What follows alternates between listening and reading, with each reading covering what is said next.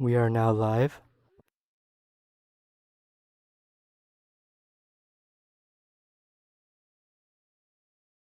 Soti everyone, and welcome back to the weekly online Dhamma group.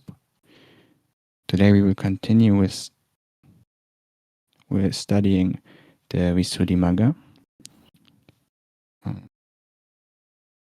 Before we start with the reading part, we will take together the 5 precepts, and we take the 5 precepts every week because it's a good reminder. Even though you've taken them already, you can take them again, and it helps us to direct our lives in a wholesome direction, and keeping them protects you and others from harm. So it's always a good thing to take the 5 precepts. If you take the 8 precepts, you can just close your eyes and be mindful. Is there anyone in the Discord group who would like to lead the precepts for us today?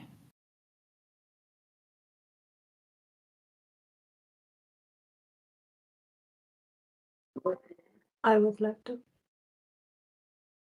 Thank you, Sanda. You may start whenever you're ready. Ahang bante tisaranena saha pancha silani yachami. Dutiyampi ahang bante tisaranena saha pancha silani yachami.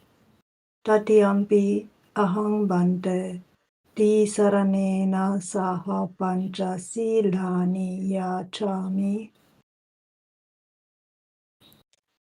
Namo tassa bhagavato arahato samma sambuddhassa. Namo tassa bhagavato arahato samma sambuddhassa. Namo tassa bhagavato arahato samma sambuddhassa. Namo tassa bhagavato arahato samma sambuddhassa. Namo tassa bhagavato arahato samma sambuddhassa. Namo tassa bhagavato arahato samma sambuddhassa. Buddhang saranang gacchami. Buddhang saranang gacchami. Dhammang saranang gacchami. Dhammang saranang gacchami. Sanghang saranang gacchami.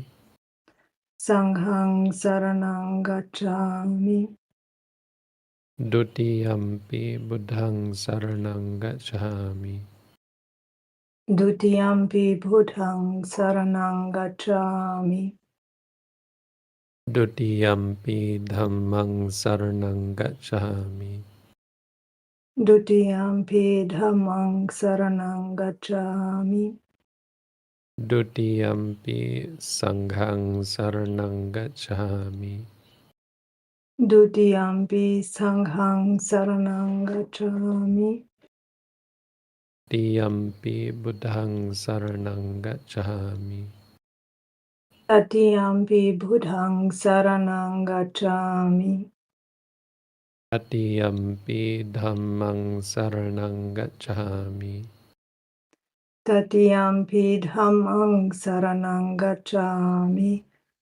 Tatiyampi sanghang saranang gacchami. Tatiyampi sanghang saranang gacchami. Tisarnagamanang nititang. Ama bante.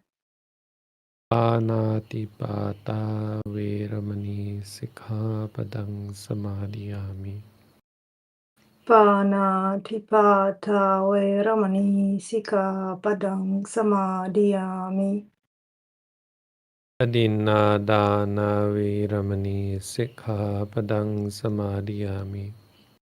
Adinadana veramani sikkhapadang samadhiyami.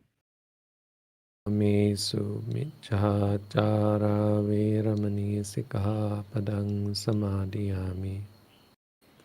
Kamesu miccaccara veramani sikkhapadang samadhiyami. Musawada Veramani Sikkhapadang Samadhiyami.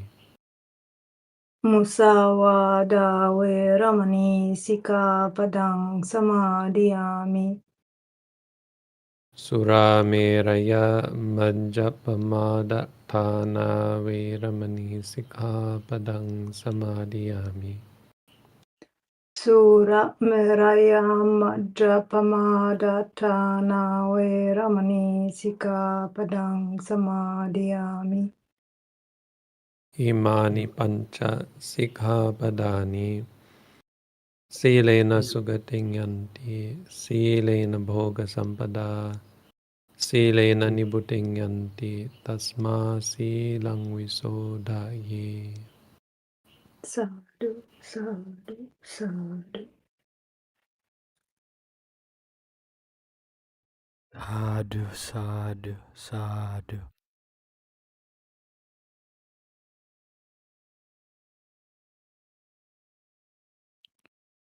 So we will continue now with the reading of the Dhammacakkappavattana Sutta on the commentary from Mahasi Sayadaw. You will see the text on screen, on Discord, and on YouTube as well. We will resume at the attendance had been gone for some time now. Edit, you would be the next person. Are you able to continue for us? Sure. The attendants had been gone for some time now. Lost in the festivities of the occasion, they were delayed in returning. When they came back, the shadows thrown by the trees had moved with the passage of time, but the shade of the rose apple tree under which the infant was left lying was found to have remained steadfast on the same spot without shifting. And they saw the infant Bodhisatta sitting motionless on the couch. King Suddhodana, when informed, was struck by the spectacle of the unmoving tree shadow and the still sitting posture of the child, and in great awe made obeisance to his sons.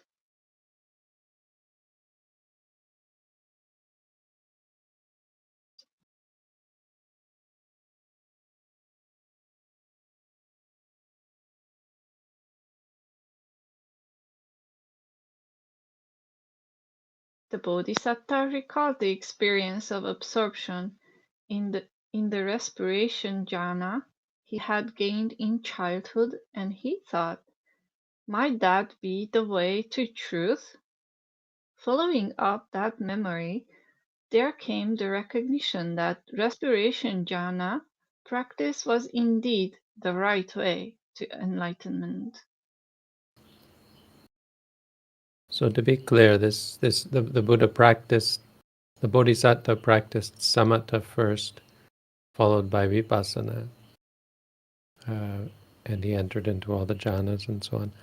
But it's not necessary to say that one particular type of practice is the way.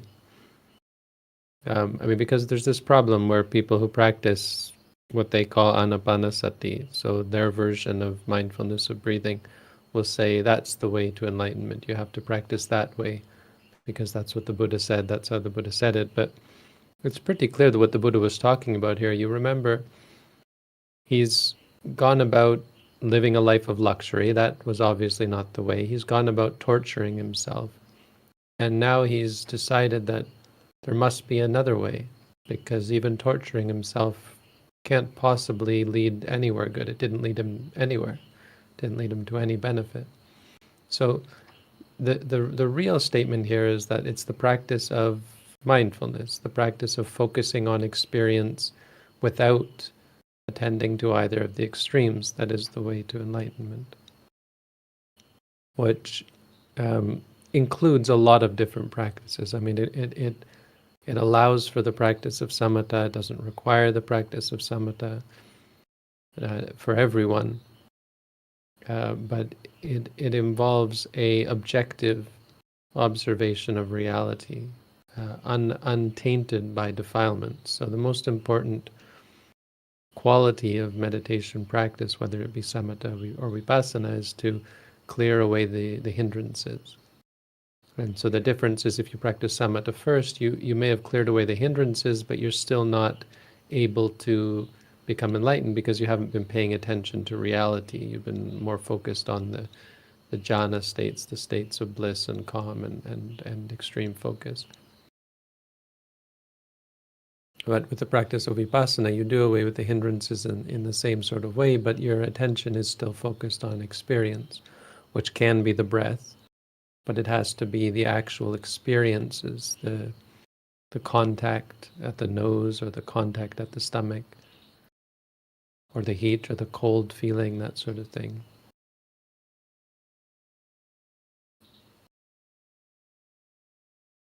It doesn't mean that you have to practice specifically anapanasati. That would be odd. But something that can be said and is often said is that Buddhas practice in one specific way. So to become a Buddha, I think it's fair to say, and I'm not sure if this is written anywhere, but it's pretty clear that they would have all practiced the same way. I assume all practicing anapanasati.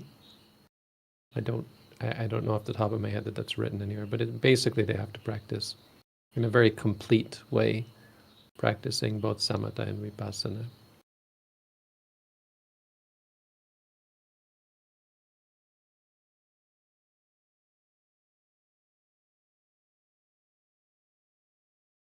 And again, these texts are all have been passed down to us, and some of the details potentially were embellished. I think that's always fair to say. We don't know whether the shadow thrown by the trees, the shadow of the tree actually didn't move, for example. So it seems odd that it wouldn't have moved. I mean, I know there's trying to say something profound, but even admitting, acknowledging to the possibility of such things, maybe it happened, but hard for people to believe, I think, is the problem in modern times. So it's not really consequential, these sorts of details. But keep in mind that it's not always, we can't obviously verify the accuracy of history. Like, did the Buddha actually practice anapanasati or that sort of thing? I mean, whenever the texts talk about some specific event, we can't verify that. But what we can verify is the truth or the falsehood of the actual teachings. So I think it's valuable not to be too hung up on details of what did or didn't happen. I think that's missing the point if you say, this is what happened and therefore we have to do this or that sort of thing. You know, the Buddha practiced in this way, so we have to practice in this way. We should listen more to the teachings and understand what is the Buddha saying. So here he's saying basically to follow the middle way, or basically to the wisdom, the epiphany he had at this moment was that he didn't have to torture himself. He didn't have to be afraid of pleasurable experiences, just as he had made the determination not to be afraid of unpleasant experiences. So it's almost as though he got half the puzzle, where he said, look at these people living in the household life, enjoying sensual pleasures, how afraid they are of pain and suffering, and that's a weakness. And so these people who torture themselves have understood that if they can overcome painful feelings, that would be kind of enlightening, to be free from the fear or the trigger, being triggered by unpleasant experiences. And now he's realizing, wait, but we're also being triggered by pleasurable experiences. So we don't have to be afraid of them or shy away from them or feel guilty for being happy, for even experiencing pleasure. The point is, just like unpleasant experiences, they're to be Well, as he would eventually learn, they're to be seen clearly and let go of. So they're to be faced. And that was sort of the point, is that meditation is not unpleasant. Meditation should never have to be painful. There can be pain, of course, but the point is there may be pleasure as well, and that's not a problem, which is contrary to what he'd thought. He'd thought that you have to shun and avoid pleasure because then you'll like it and then you'll get caught up in it. You realize it's possible to experience pleasure without that attachment.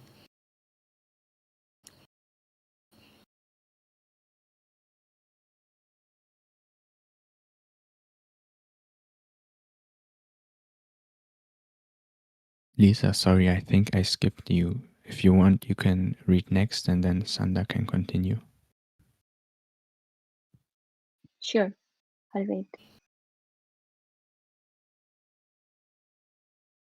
The jhanic experiences were so pleasurable that the Bodhisattva thought to himself, "Am I afraid of trying for the pleasure of jhana?" Then he thought, "No, I'm not afraid of trying for such pleasures."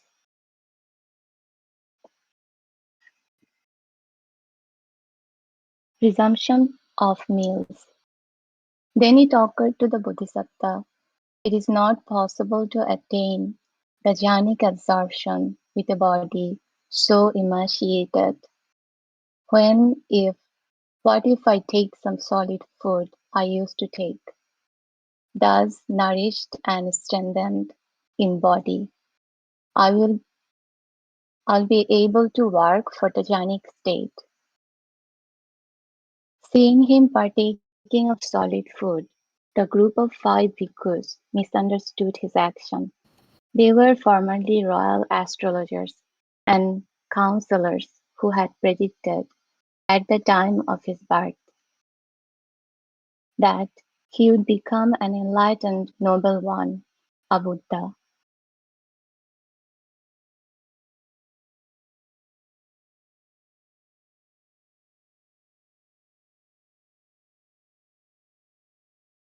Bhante, I have a question.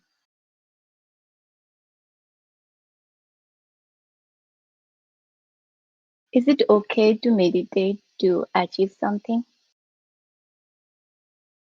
Sorry, is it what? Okay, like, is it all right that we meditate to achieve something?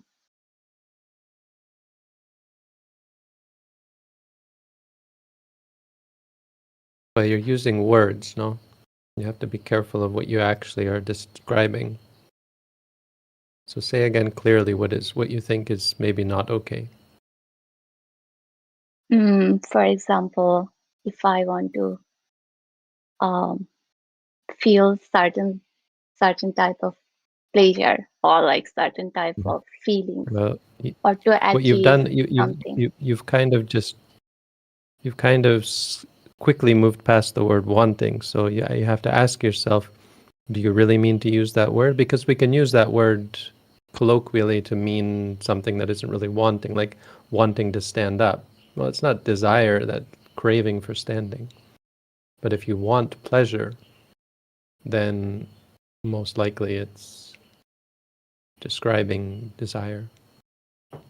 So you don't have to ask such a complicated question. You can just ask, is desire wrong or right? Because the answer is always no.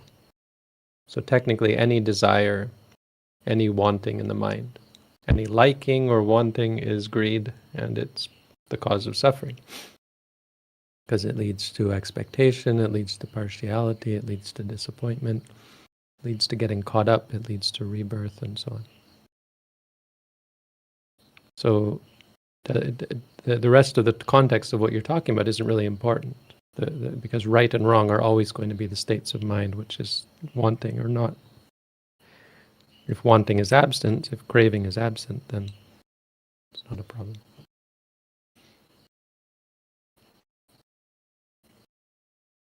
Thank you, Bhante.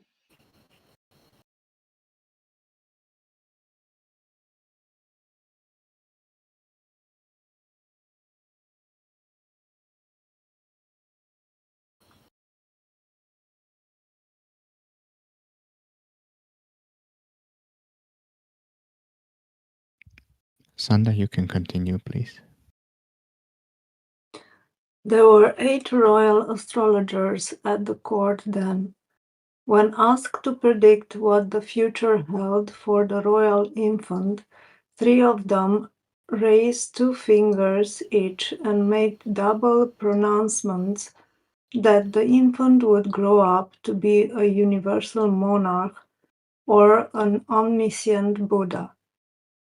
The remaining 5 raised only 1 finger each to give a single interpretation that the child would most undoubtedly become a Buddha.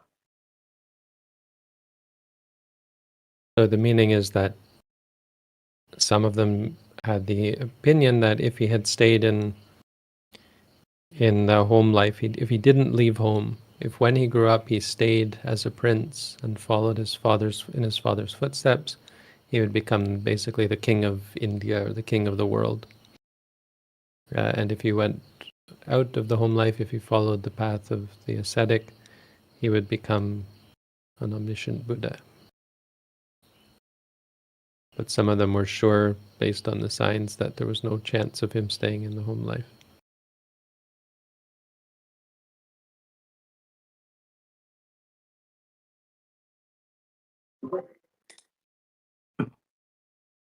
According to Mula Panasa Commentary, Volume 2, page 92, these 5 court astrologers forsook the world before they got enchained to the household life and took to the forest to lead a holy life. But the Buddha Vamsa commentary and some other texts stated that 7 astrologers raised 2 fingers each, giving double interpretations, while the youngest Brahmin, who would in time become the Venerable Kondanya, raised only 1 finger and made the definite prediction that the child was a future Buddha. So yeah, Kondanya was younger than the others, so by the time the Bodhisattva left home, they were all old, and they told their sons that if the Buddha left home, they should follow him. But Kondanya was still young, younger relatively, and so he actually himself went forth. He didn't have any sons, so he himself became a monk, an ascetic. Sorry.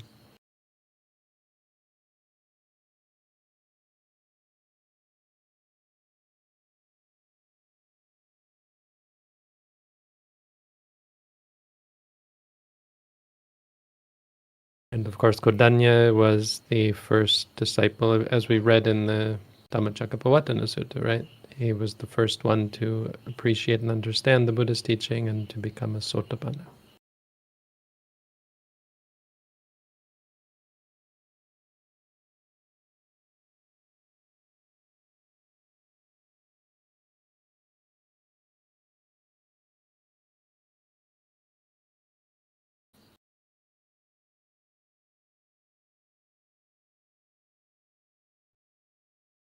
The next person would be you, Julie. Can you continue for us?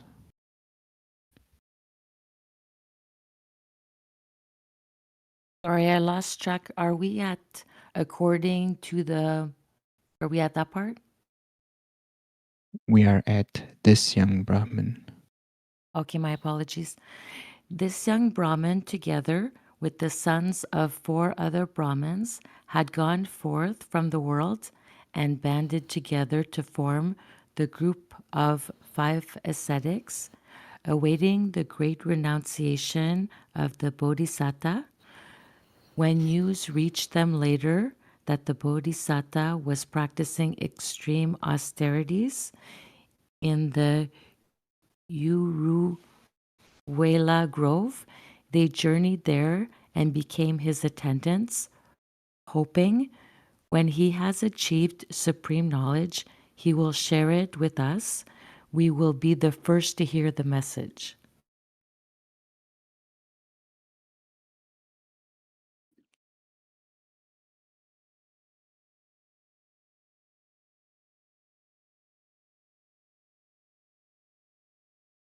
When the 5 bhikkhus saw the bodhisatta partaking of solid food, they misunderstood his action and became disappointed. They thought, if living on a handful of pea soup had not led him to higher knowledge, how could he expect to attain that by eating solid food again? They misjudged him that he had abandoned the struggle and reverted back to the luxurious way of life to gain riches and personal glory. Thus, they left him in disgust and went to stay in the deer sanctuary in the township of Benares.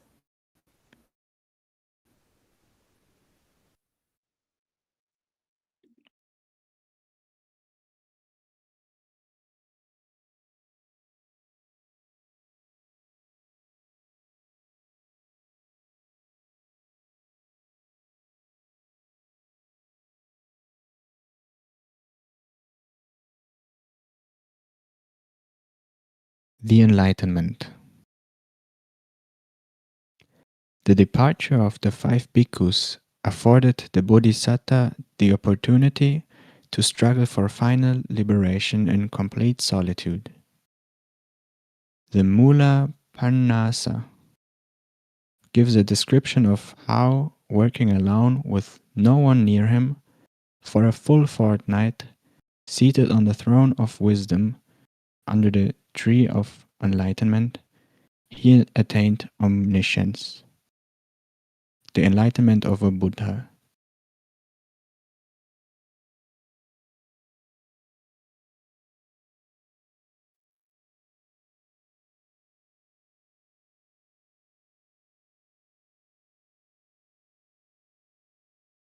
The Bodhisatta had gone forth at the age of 29 and spent 6 years practicing extreme austerity. Now, at the age of 35, still youthful and in good health, within 15 days of resumption of regular meals, his body had filled up as before and regained the 32 physical characteristics of a great being. Having thus built up strength and energy again through normal nourishment, the Bodhisatta practiced the in-breathing, out-breathing meditation and remained absorbed in the bliss of the first jhana, which was characterized by thought conception, discursive thinking, rapture, joy, and one-pointedness of mind. Then he entered the second state of jhana, which was accompanied by rapture, joy, and concentration. At the third stage of jhana, he enjoyed only joy and one-pointedness of mind, and at the fourth stage, equanimity and clear mindfulness, one-pointedness.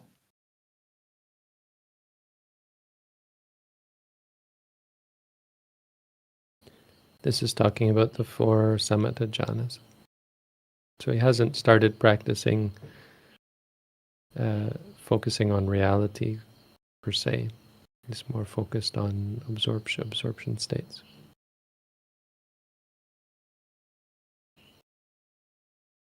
Revisiting them.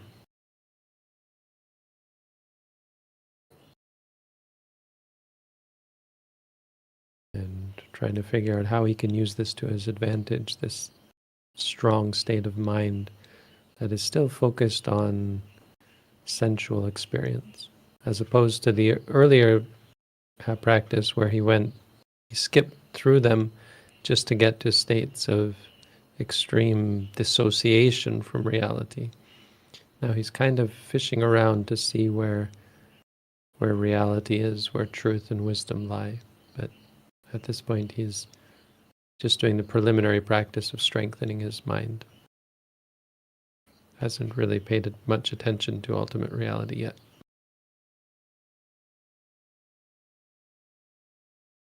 I have a question. Bante, how do you think it's correlated, the nourishment, with the possibility of entering the jhanas? Like, What is the connection? Yeah, there is a connection. Samatha meditation has a lot stronger connection to physical reality, physical state. Even diet, even types of food that you eat can affect states of jhana. The Chinese Buddhists won't eat very, very spicy or pungent, like they won't eat garlic and onions and that sort of thing.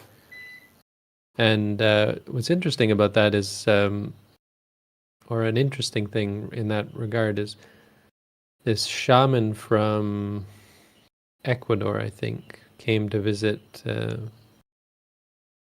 Manitoulin Island. And anyways, it's completely unrelated, but he ended up conducting this ceremony. Someone died and he was charged with negligence or something, and my father was representing him as his lawyer. But the interesting thing was we said I was a monk at the time. It was interesting. He came in and he had some strong words about me being a monk, like he was interested in what I was doing and saw the power in what I was doing and that sort of thing. But we sat down for lunch, and there was onions in the food, raw onions.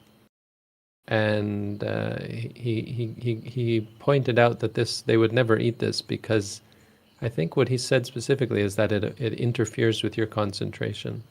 So completely unrelated to Chinese Buddhism, on the complete other side of the world, there's another group of people most likely engaging in the same sorts of trance states that can verify the same thing. So there are these sorts of connections. I mean, the texts even say that loud noise is no good for jhana practice. Whereas with vipassana practice, it's a little more lenient. Certainly it can disturb you and make it harder, but ultimately it becomes useful in allowing you to see your attachments. Like if there's something that disturbs you, that can be incorporated into the practice of vipassana, but not samatha. Samatha is much more fragile, I guess you could say, vulnerable, much more sensitive to environment, which we learned about in the Visuddhimagga, where it talks about the requirements for the prerequisites for cultivating jhana.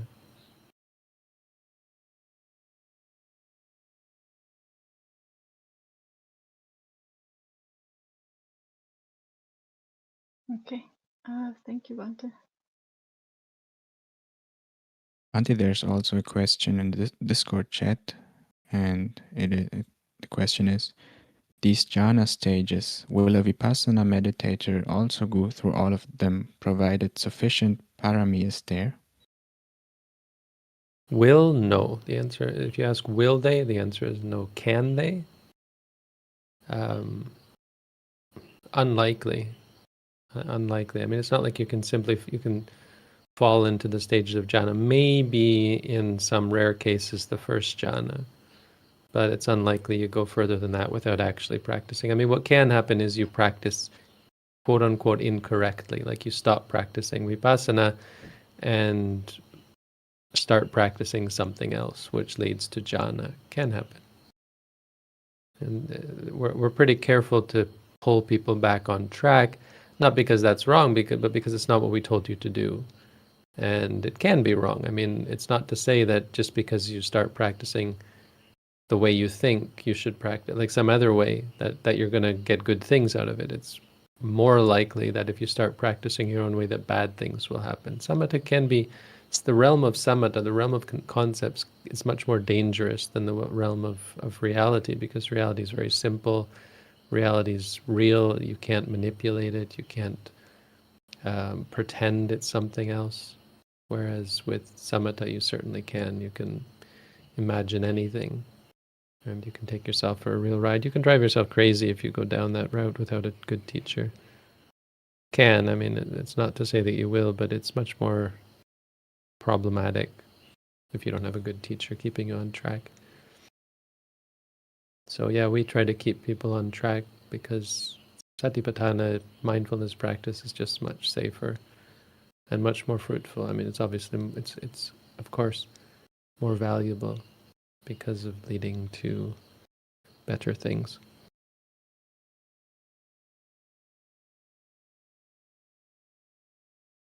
There's another way of answering that, I suppose, is that that's only talking about samatha jhana. There's also something that Mahasi Sayadaw refers to as vipassana jhana, which the commentaries call lakhanupani jhana. When you're focused on impermanent suffering and non-self, the hindrances disappear just the same, even focused on ultimate reality. And you can call that a jhana, because the mind, because of the five hindrances being temporarily blocked out.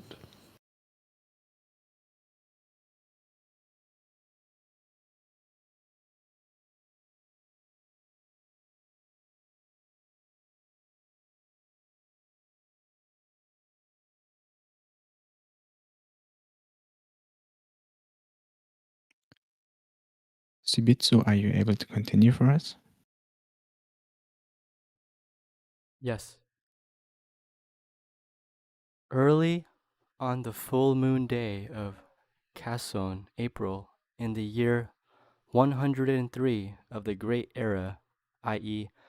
2,551 years ago, counting back from this year 1,324 of the Burmese era, he sat down under the Bodhi tree, near the big village of Senangnigama, awaiting the hour of going for alms food.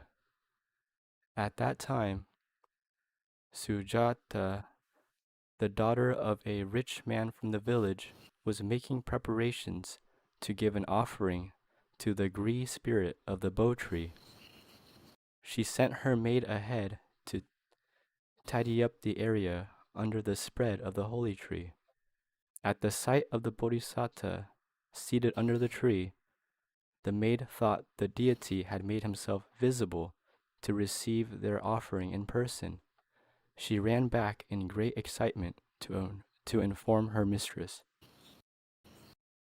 Tree spirit.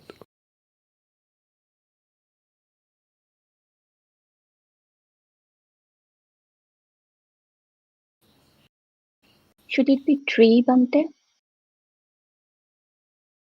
Tree spirit, yeah.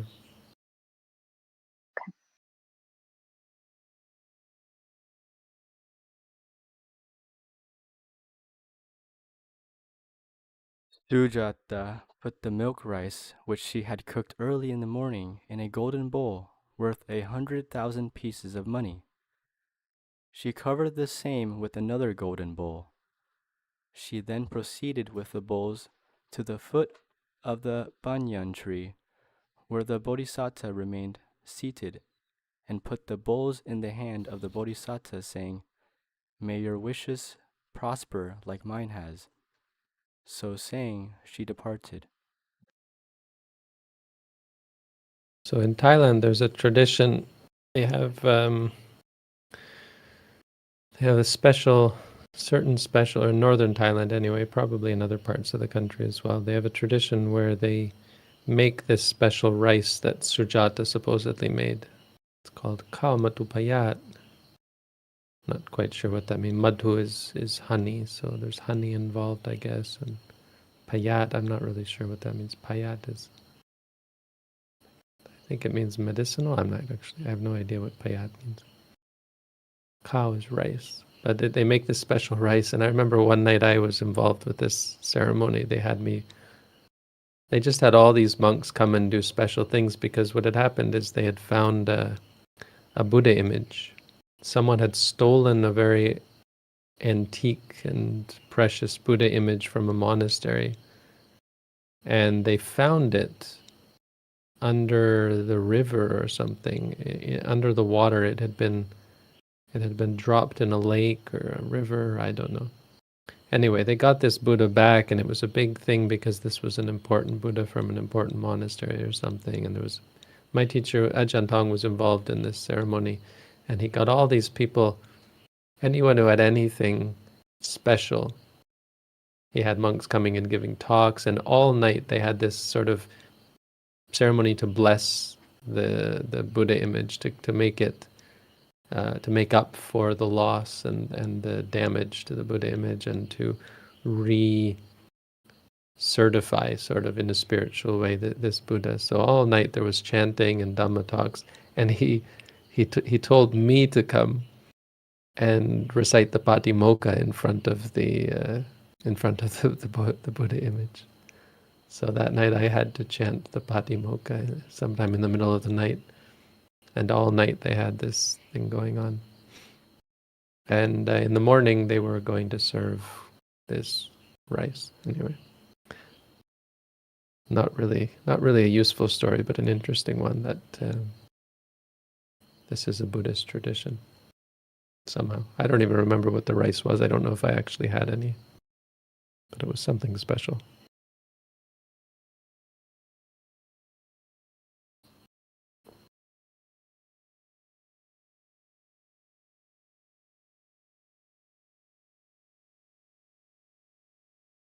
Sujata, on becoming a maiden, had made a prayer at the banyan tree.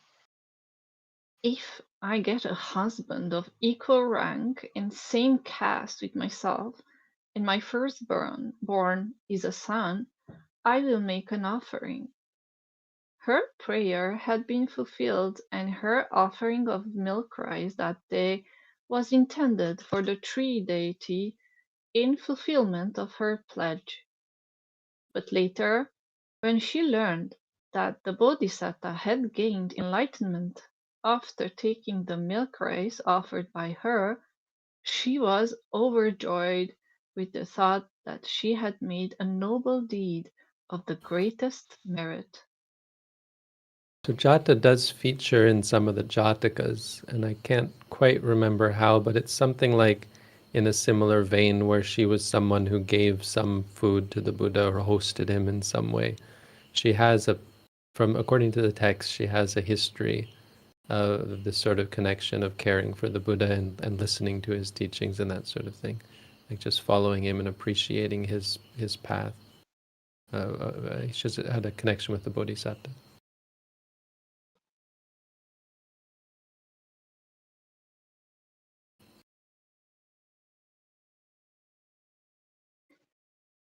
The Bodhisattva then went down to the river Neranjara and had a bath. After bathing, he made the milk rice offered by Sujata into 49 pellets and ate it. The meal over, he discarded the golden bowl into the river, saying, "If I were to become a Buddha today, let the bowl go upstream." The bowl drifted upstream for a considerable distance against the swift-flowing current, and on reaching the abode of the Snake King, Kala, sank into the river to him at the bottom of the bowls of the 3 previous Buddhas. Sank into the river, to the bottom of the river with the bowls. I don't quite understand the grammar of that sentence, but it's with the bowls, not the bottom of the bowls.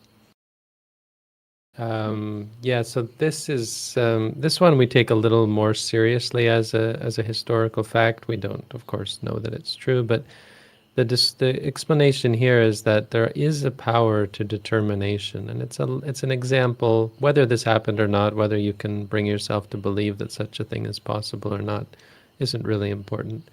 But there's a power in determination, and this is a declaration of a claim of that fact, that making determinations has power for people who have what is called adhitthana parami, so the perfection of determination. Some people have a greater or a stronger capacity to have things happen based on their determination. Some people will make a determination and everything goes exactly the opposite. But for some people, they have developed their perfections to such a state, and this is used to show or to illustrate the Bodhisattva's incredible power of, or perfection of determination, where anything he determined happens that way. You better believe that if he says it's going to happen, it happens. And the other funny part of this story is this Naga king Gala. He sleeps there. He just sleeps at the bottom of this river, the river Neranjara. Yeah, the river Neranjara. And he hears every time a Buddha comes, the bowl falls to his lair, I guess. And so he hears the Bodhisattva's bowl clank against the other bowls, and he wakes up and he looks down and he sees a new bowl there, and he says, wow, it's like every day there's a new Bodhisattva. For him, it's like just been a no passage of time at all because he was asleep. So he's like, wow, these Bodhisattvas, they just keep popping up every day or so on. He was quite shocked at how quick it was, even though it's been quite a long time since the last Buddha, from our perspective. Bhante, could we maybe... Sorry, Edith. No, I just wanted to ask a question. Like, is there any significance into the 49 number? How he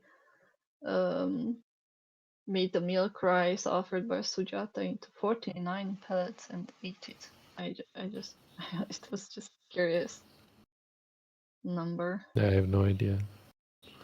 Hmm. It's a square number, so you can do a row Yeah. of 7 and a column of 7, I guess. Oh, that's a pretty good answer. Thank you, Bante. So my question was, and it's going to be difficult probably to formulate it, because when there were 3 bowls before, it would have been an immense amount of time between that, and it maybe would have been a different earth. That's my thought right now. And could that then mean, and do we have maybe recordings that the Buddha or Bodhisattva interacted not just with the plane of the human world, but like at the same time with different planes without even intending to do it? I don't know. There's something fishy about history, about the past. Maybe everything we know about the history is wrong. Maybe the idea of us being on a planet orbiting the sun is only a conventional understanding of the situation. Or even if it's real, the history of it may not be exactly as we think. There may be factors which we're not yet capable of understanding that show that things are a little bit different than we thought. I don't know. It is a good question. That how is it possible for there to be the bowls of past Buddhas here, given how long it's said to have been since the last Buddha? One thing it could be is that the how long they say it's been just isn't true, and it wasn't that long. And it's way overjudged, because the word kappa can just mean the lifespan of a human being. This is acknowledged. Anyway, I think this is a good example of how hard it is to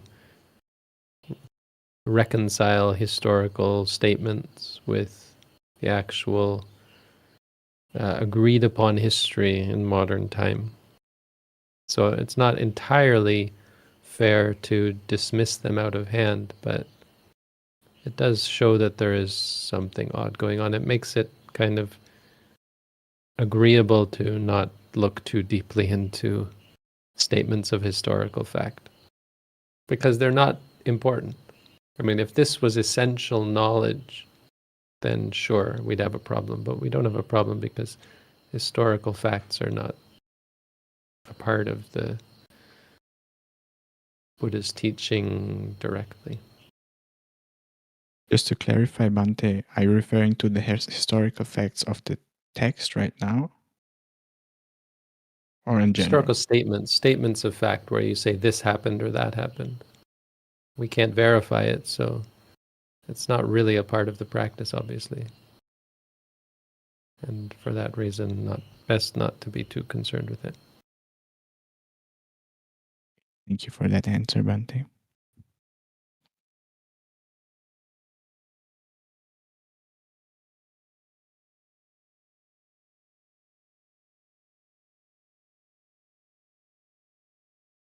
I think, Lisa, you would be the next reader again. Yes, thank you. Then Bodhisatta rested the whole day in the forest glade near the bank of the river. As evening fell, he went towards the Bo tree, meeting on the way a grass cutter named Sothia, who gave him 8 handfuls of grass. In India, holy men used to prepare a place to sit and sleep on by spreading the sheaves of grass. The Bodhisatta spread the grass under the tree on the eastern side.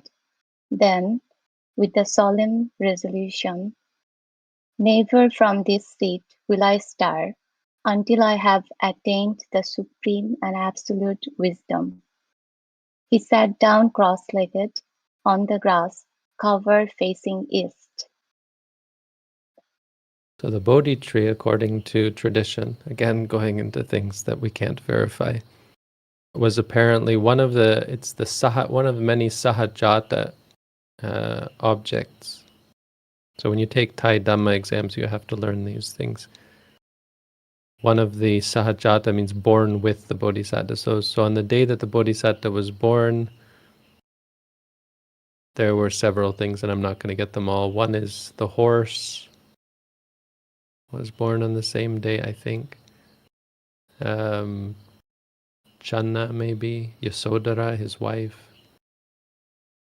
You can look it up on the internet. The answer is there somewhere. I don't remember them all. But the Bodhi tree is one of them. The Bodhi tree was planted. There's a story about it. It was planted on that day. The other interesting thing here is apparently the Bodhisatta tried to sit down on other sides of the tree, but felt it was as though the whole earth was shifting. And the texts, the legends, I guess, or the stories say that there's only one spot on earth that is strong enough to carry the weight of the event of enlightenment, and that's on the east side of the Bodhi tree. So they've built a stone platform there. You can see it if you go to the Bodhi tree on the east side of the tree where the Buddha is supposed to have sat, and it's the hardest spot. It's the only spot on earth, apparently. True or not, I don't know, but that's what the texts say. That can withstand or support the experience or the attainment of enlightenment of a Buddha.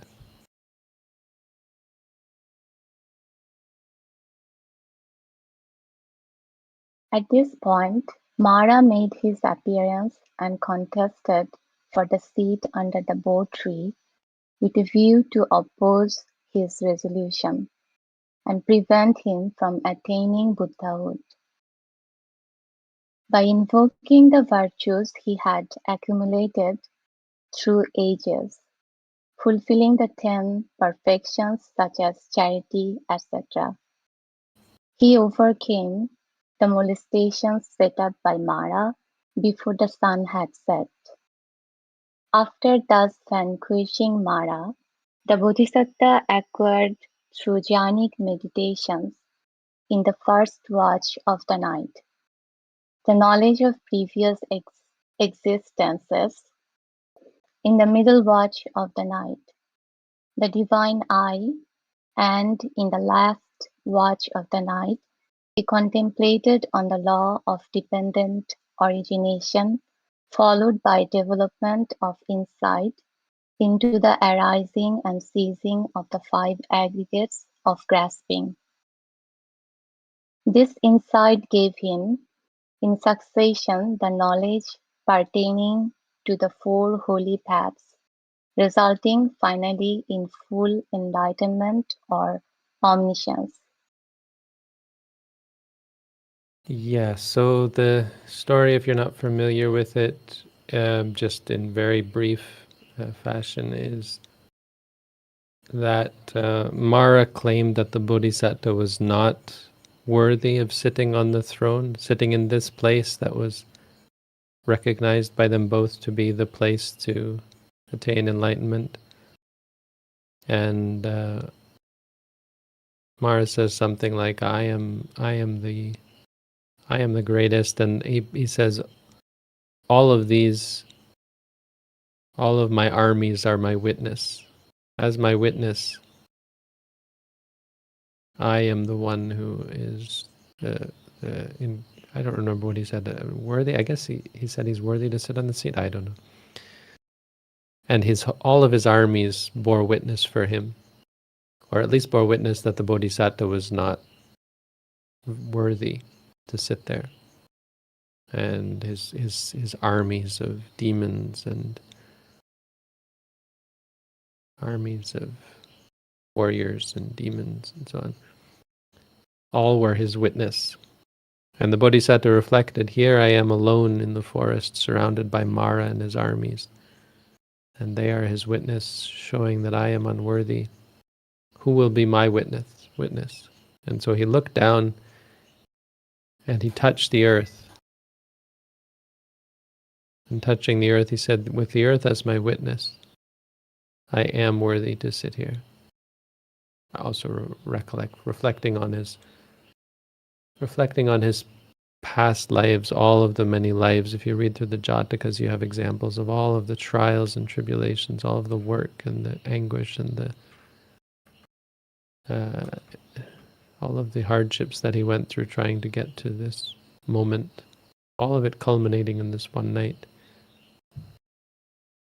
I am worthy, with the earth as my witness. And the earth bore witness and flooded away all of the armies of Mara. The earth shook and water flowed. So there's many paintings of this the Bodhisattva actually is touching the earth. Not yet the Buddha. Wait, yes, not yet the Buddha. Is touching the earth. And there's also the picture of the earth goddess letting down her hair to flood the earth and wash away the armies of Mara. But the other thing, the more important thing here, second thing to say, is the first two watches of the night are clearly the practice of samatha meditation, because those are the fruits of samatha meditation.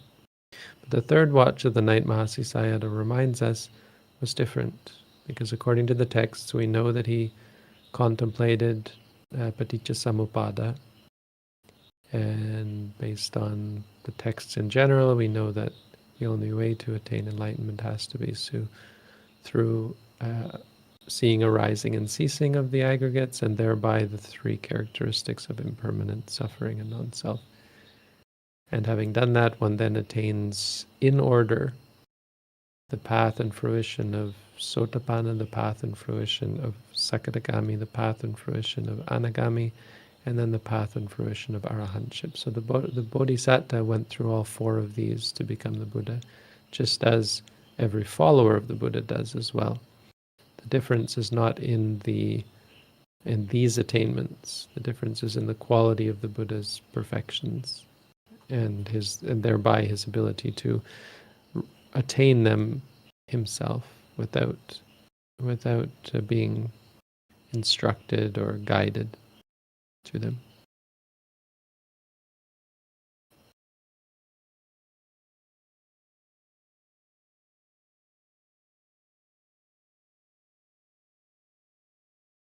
These are also called the Devijja, the three knowledges, which are not unique to a Buddha, but there's a Devijja Arahant is someone who has knowledge of these three things. So Pubbe Niwasanusati Jnana, knowledge of past lives, Chutupada jnana is the knowledge of the arising and ceasing of beings. Here it's called the divine eye, but it's the ability to see beings being born and dying and being reborn according to their karma. So actually being able to observe the nature of karma, that's very valuable and important, because it's important and valuable for a Buddha, as well as knowledge of past lives is important for a Bodhisattva, because these lead to the inevitable conclusion. That is the practice of insight meditation.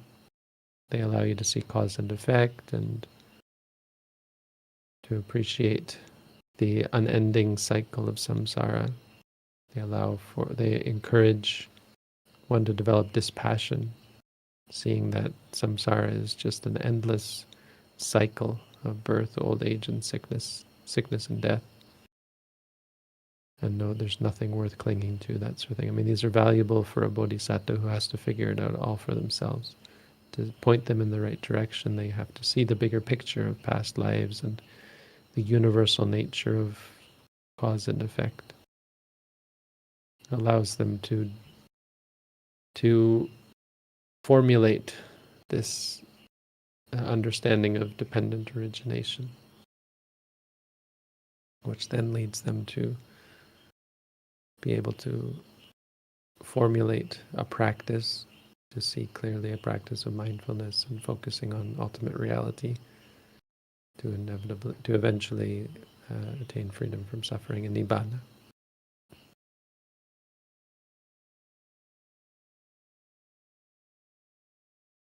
So we've hit the first hour, which means we will stop the reading for today and continue next week.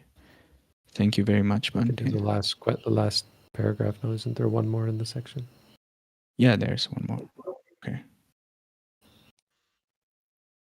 Having become a fully enlightened one, he spent 7 days on the throne of wisdom under the bo tree, and 7 days each at 6 other places.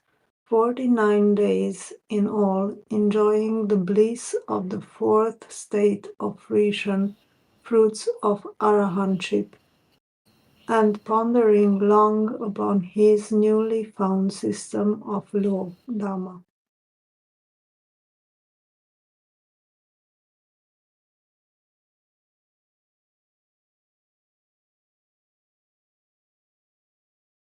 Sadhu.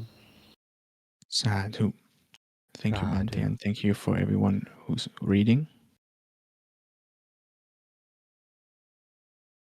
Sadhu, thank you.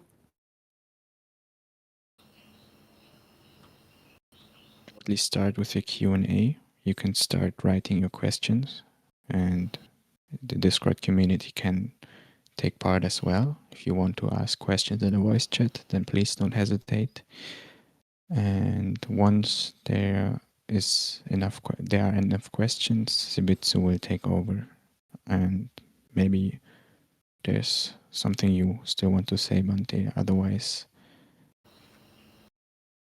I give you the mic, Shibitsu.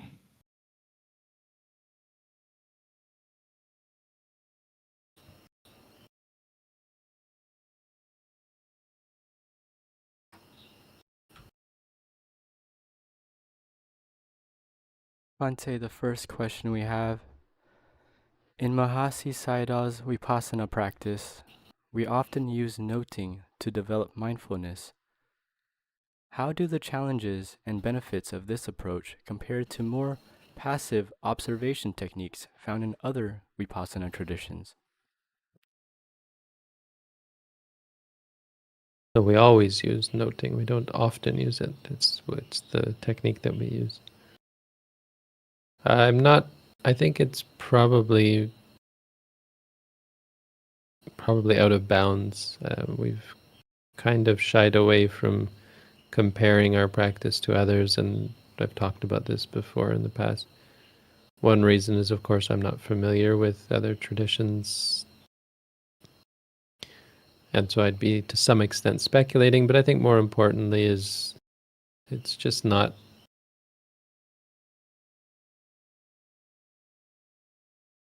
not on topic. We can tell you about how we practice. We can tell you that we think this is the way to practice, but it's, I think, not fruitful or valuable to compare.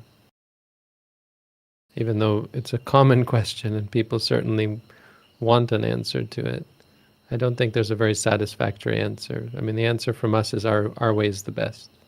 Everyone's going to say that. Every tradition is going to say the same thing. Ours is the best, do ours, it's better. So it's not a very satisfactory answer. And my answer would be some version of that, and I might explain why, but it would just make other people say he's wrong, ours is better, and here's why. And so. But that's my answer. Ours is best, do ours. That's the difference.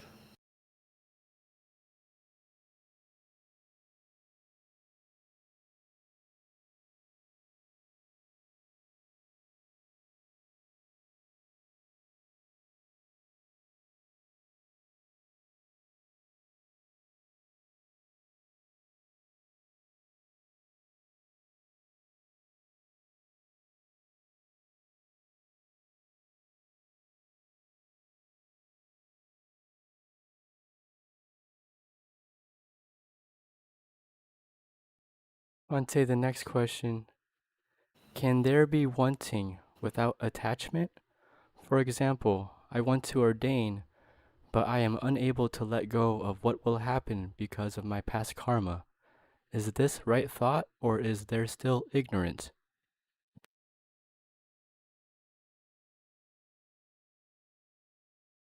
Well, there's ignorance if you don't know the answer to that question. I mean, that may sound like a sort of a facetious sort of answer, but I think that's true and important, is that clearly there is ignorance. As for whether wanting and attachment, no, wanting is what leads to attachment, so that's the relationship there. And there is no possibility for wanting not to lead to an attachment. That's just not possible. But again, they are just words. So you can say, I want to ordain. But the real problem with that statement is there's no I who wants. So it's not technically correct that I want to ordain. There is only wanting arising. Or not. It may just be a phrase that you use, because I can say I want to ordain, but maybe it's out of wisdom. Maybe what I'm saying is that I've come to understand that ordaining would be the best way to dedicate myself to the practice of mindfulness and cultivating vipassana and attaining the fruit of the Buddha's teaching. And you can say, therefore, I want to ordain, for example. But it's not. It's just a matter of speech, or it's a manner of speech. On the other hand, Bhante, may I kindly interrupt? Yes. It's me who asked the question, Bhante, and I don't know, it was reworded and it really misrepresent, like it's not accurate. So is it okay if I ask the question myself? Maybe it'll be clear. Please don't reword people's questions. That's not right. Sorry, I don't mean to put the volunteers on the spot because they're working really hard. They're new to it, so it's okay. They shouldn't take it personally. So my question, Bhante, is can there be wanting without attachment? So for example, I want to ordain, but I am able to let go and let be what will happen. So like example, like according to my karma.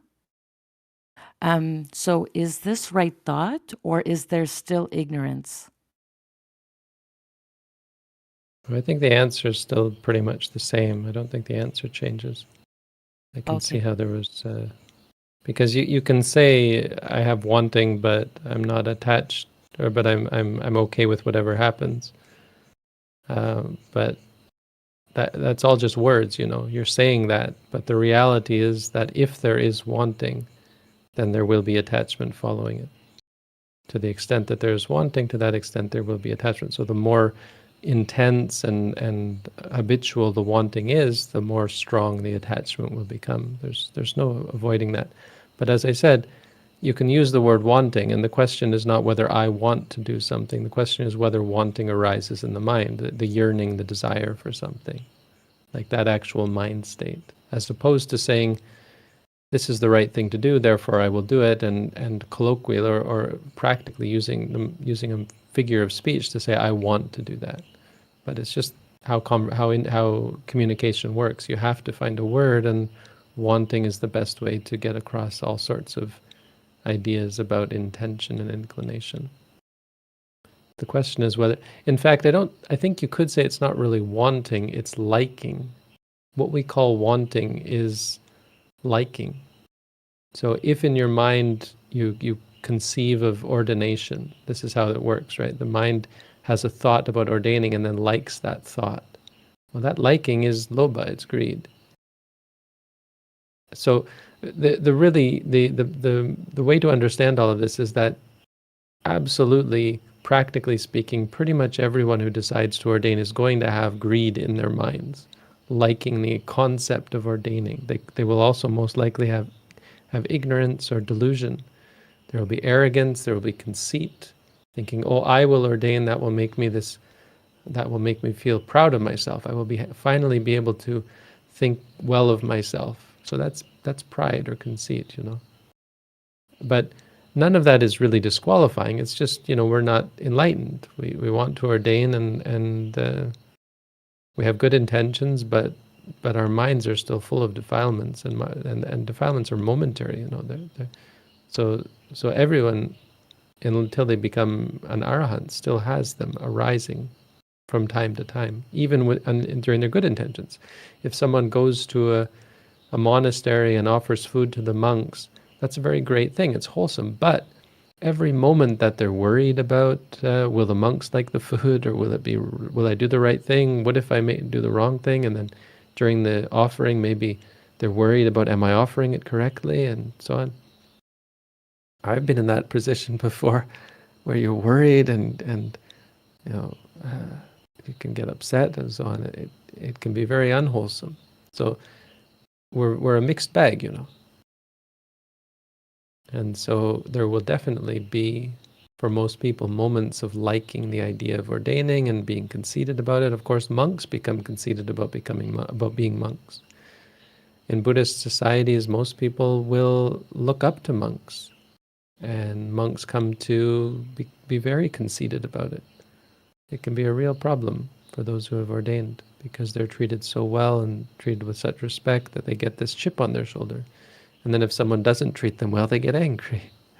Well, how is that the Buddha's teaching, right? So we're a mixed bag, and you have to kind of look at it, I think, take a step back and appreciate that the question is not so valuable. Much more important is, the question of whether you should be focused on ordaining, I think, is a question for a lot of people. I think what I mean to say is there's a caution that has to be given over focusing on ordination. Not for you particularly, but for anyone. To be careful not to focus too much on ordination, that you miss the more important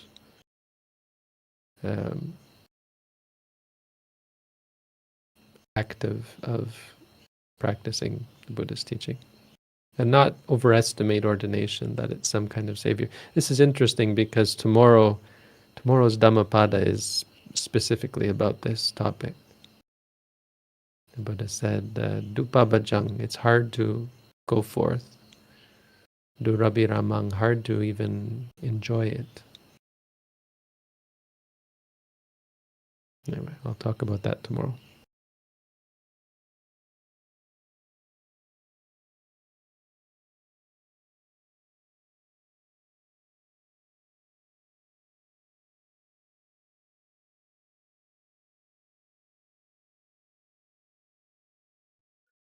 The next question, Bhante.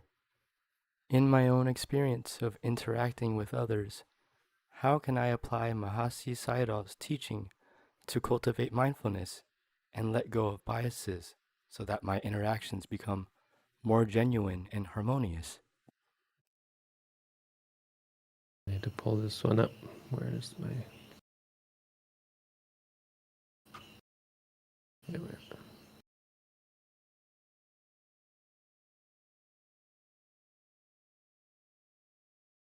Well, have you read our booklet on how to meditate? If you haven't, that would be a good place to start. There's no mystery about how to apply it. Applying it is just as you would practice it formally. Just as you train yourself in formal meditation, you apply the same ideas in ordinary life. The booklet talks about that, especially in the last chapter, I think. I mean, it's pretty brief, but it's pretty simple ideas. We have a Q&A on the frequently asked questions about mindfulness practice on the website that I think is also useful about some of the details. I don't know if any of it talks about practice in daily life, but probably.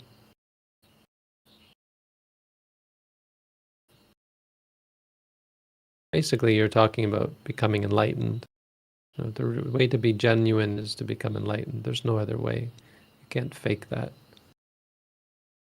Letting go of biases, you're just talking about enlightenment. You don't maybe realize it, but the only way to attain the sorts of things that you're talking about truly is to become enlightened. And there's only one way to do that, and it's pretty simple. It's in the booklet. It's simple, but it's very difficult.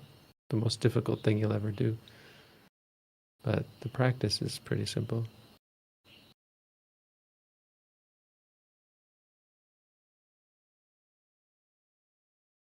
Secret of success is hard work. That's why it's a secret.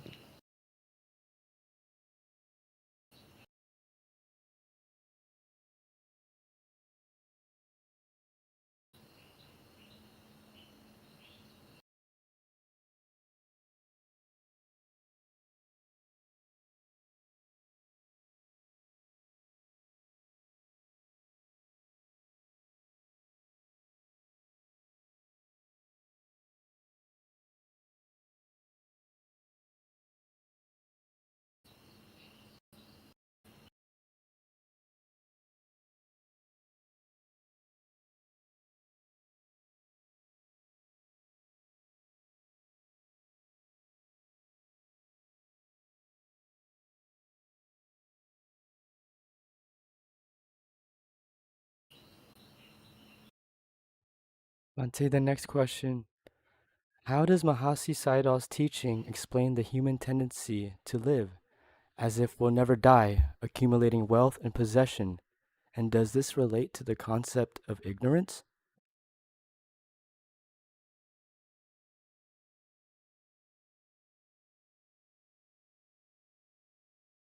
Yes, ignorance. That's a good way of putting it. Pretty much. Ignorance about the Four Noble Truths.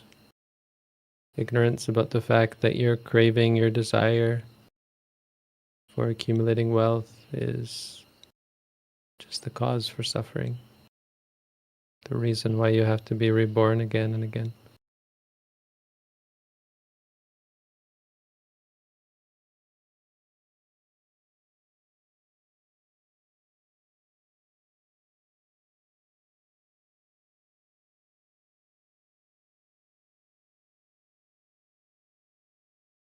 Why are people like that? If your question is, does it explain why that's the human tendency?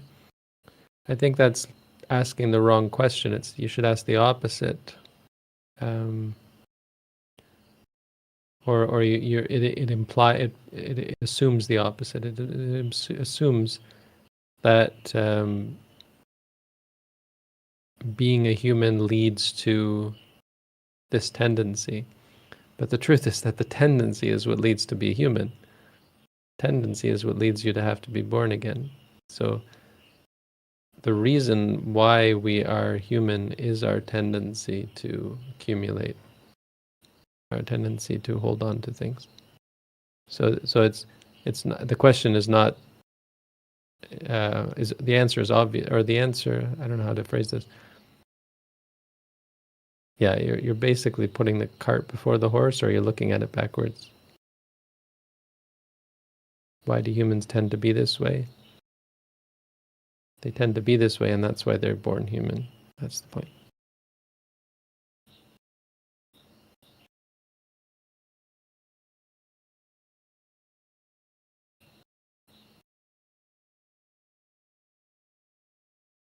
If they didn't tend to be that way, they wouldn't be reborn as human, and they aren't born as humans.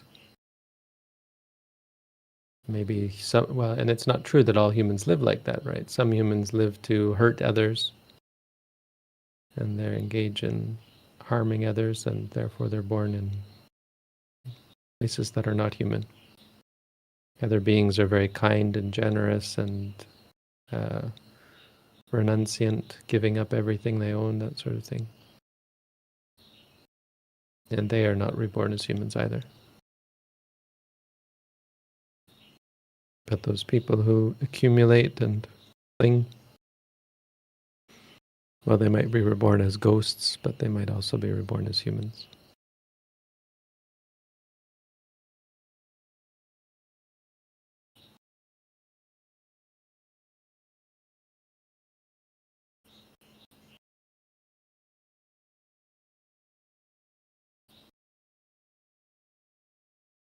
Bhante, the next question.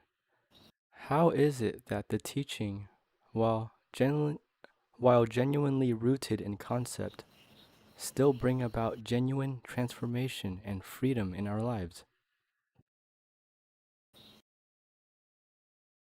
Which teaching are you saying is genuinely rooted in concept? Because I think that's wrong. If you're talking about the teaching, for example, the teaching that we teach on how to meditate, it's not rooted in concept, it's rooted in ultimate reality. That's the most important point. So I think you may have misunderstood something. And so the answer is any teaching that is rooted in concept cannot bring about genuine transformation and freedom in your lives. I mean, it can't bring about enlightenment, is the point.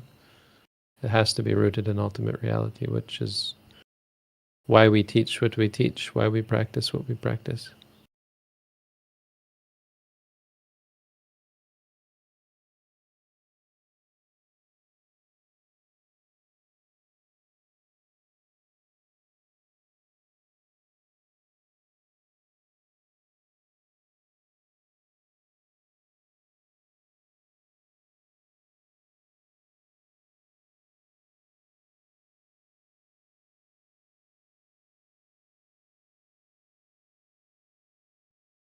Bhante, the next question.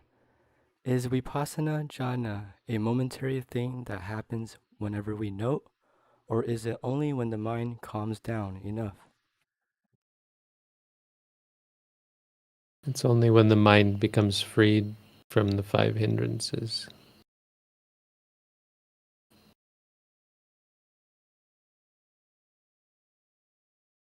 Calm down is maybe a little bit misleading, but it is one way of describing it, I suppose. It's not so much calming down, that's a bit of a misconception. It's the objectivity, non-reactivity, experiencing things just as they are. Mahasi Sayadaw talks about his take on the vipassana jhanas in his discourse on the Saleka Sutta, which we may look at in the future. We did talk about looking at it first, but we chose this one because it's the first discourse, so kind of symbolic to look at this one first. And it's more, this teaching, this discourse is much more of an introduction to the Buddha's teaching. So a good one to do first. But if you can read in the Saleka Sutta, he talks about the the vipassana jhanas.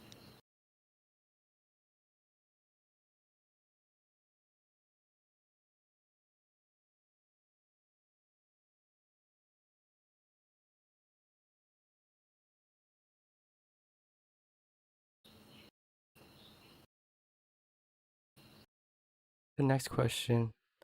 Bhante, If a lay person wants to go as far as possible in this life towards enlightenment, but cannot ordain, how much should they change their lifestyle?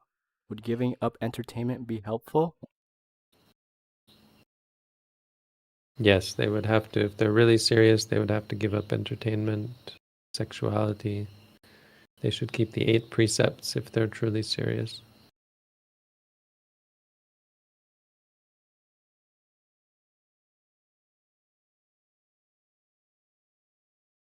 You can look up the 8 precepts and see, understand what that entails.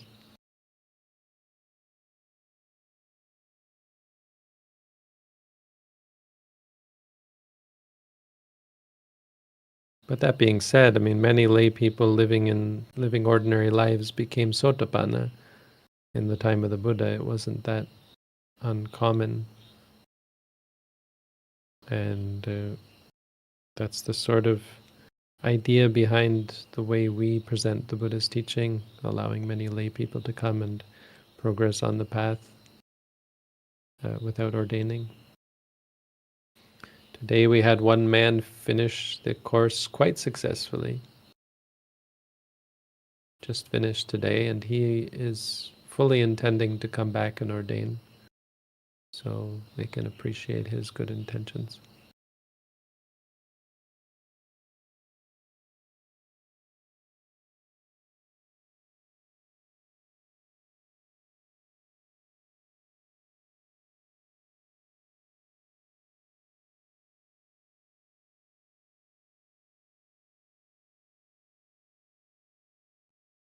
Bhante, the next question. The text says the Bodhisattva gained equanimity and clear mindfulness by focusing on the in-breath and out-breath. How come this is possible if jhana practice, not vipassana, is not focusing on reality? Yeah, well, that's the thing about the jhanas, is it's a complicated subject that appears to mean different things in different contexts, which is understandable. I mean, it just means meditation. And so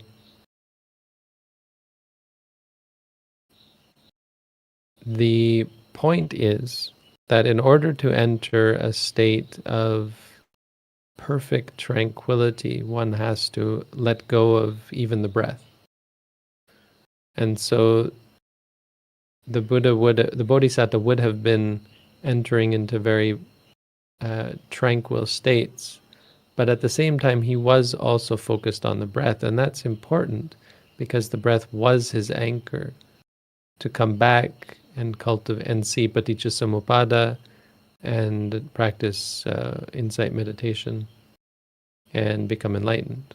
So it is important that he used the breath as his object. But the point is, in the beginning, he was just using it kind of as a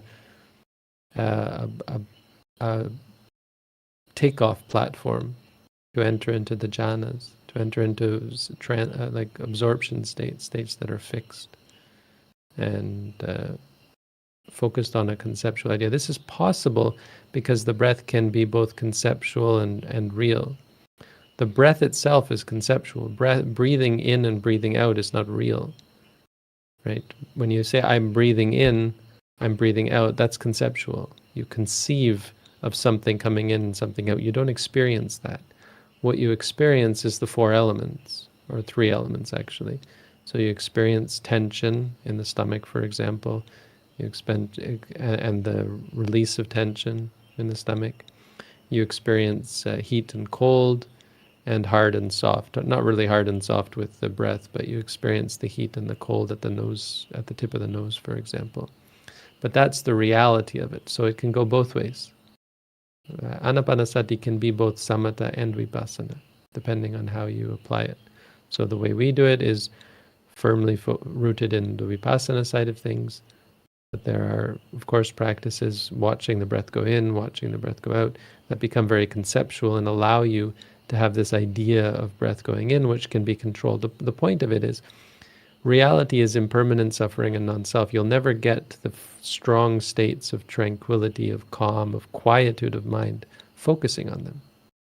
Maybe briefly when they're not arising, but they will always reappear. They'll always come back, and they're momentary. So no object can be reliable for entering those strong states. The only reliable way to be free from the hindrances is to let go of experience, to not be triggered by the experiences that you do have. But when we talk about the jhanas, it's not clear always that it's that samatha jhana is being talked about. So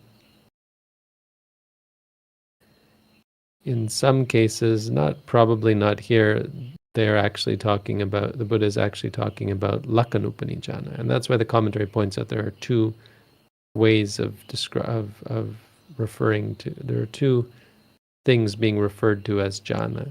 One is Aramanupani jhana, where you focus on a single object that is conceptual and as a result stable, satisfying, and controllable, because reality is none of those things.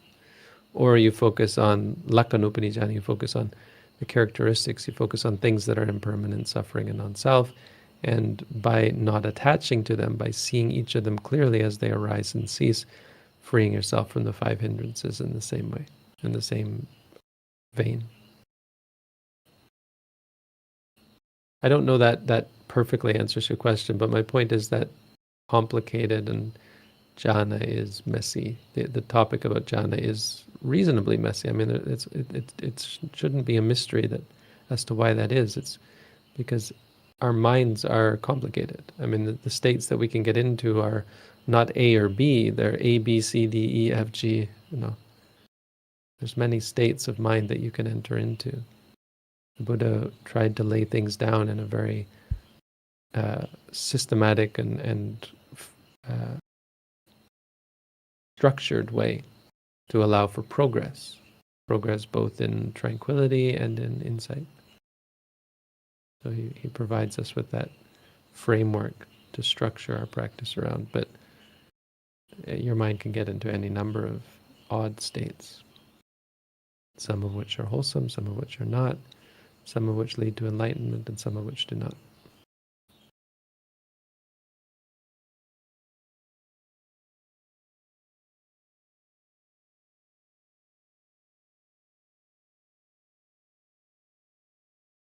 What the Bodhisattva was actually practicing. The texts we have are pretty clear to say that the first two watches of the night were samatha. But whether the third watch of the night was still watching the breath or not, I have heard teachers say that he wouldn't have been focusing on the breath in the third watch of the night, but it's kind of because they're not quite saying that. What they're saying is that he wouldn't have been practicing anapanasati because anapanasati is samatha meditation. But that's being pedantic. I mean, not really, but it's just to say that when they use that word anapanasati, they're talking about samatha. And when we focus on the stomach rising and falling, you could still call it anapanasati, but we don't, because there's that sort of dogmatism, but not really. There's that orthodoxy, which says the word anapanasati is reserved for samatha meditation. I don't even think that that's entirely true.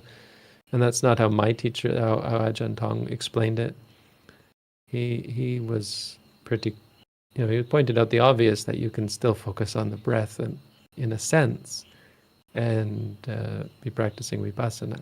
It's just that you can't focus on breath as a concept. You have to focus on the experiences. So it is fair to say it's not really anapanasati anymore, because it's dhatu, it's the four elements. So why would you say that's breath? It's not breath. It's earth, air, water, and fire, or the four elements.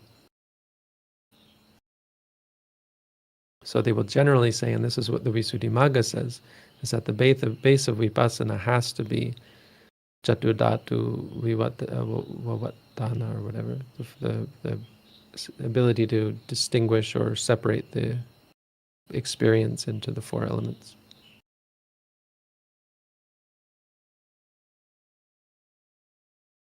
Not anapanasati.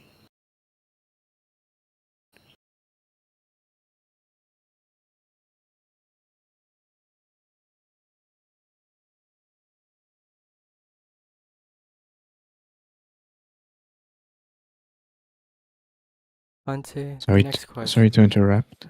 I'm just seeing a hands up on Discord, so maybe we can give the person time to speak for a question. So I will invite them. Marcos. I don't know if we want to do that necessarily. It would be just allowing anybody into the stage, and we can't. The thing is, we can't vet such people, and because we're broadcasting live, I don't know that we want to do that.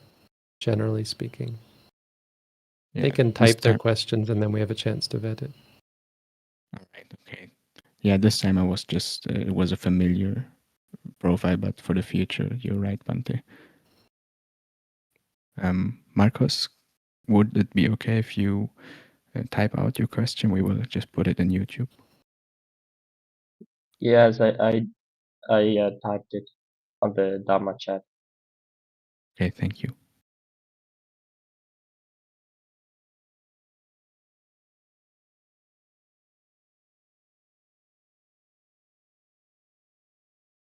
Bhante, the next question. Bhante, if a layperson wants to go as far as possible in this life towards enlightenment but cannot ordain, how much should they change their lifestyle? Would giving up entertainment be helpful? Didn't we just have this question? It sounds very similar, Bhante.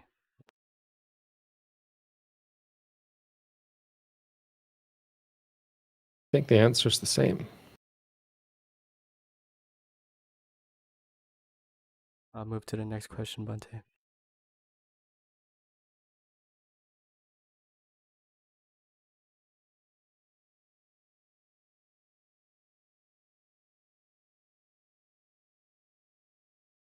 Bhante, during walking meditation, I noticed that my mind is almost always thinking about random things while also noting the movements of my feet.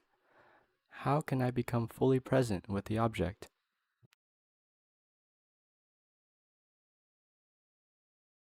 So this kind of thinking is